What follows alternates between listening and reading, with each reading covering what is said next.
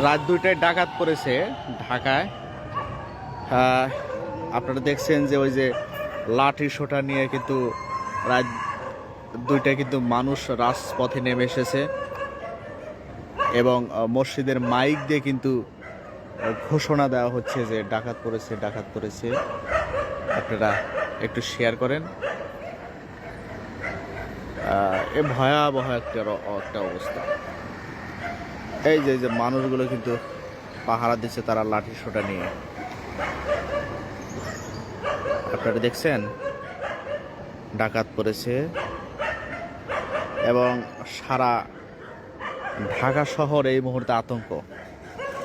আমি আছি রামপুরার অবস্থা আপনাদেরকে দেখাচ্ছি। আমি যদি ওই পাশের অবস্থা আপনাদেরকে দেখাই, ওই পাশেও একই অবস্থা।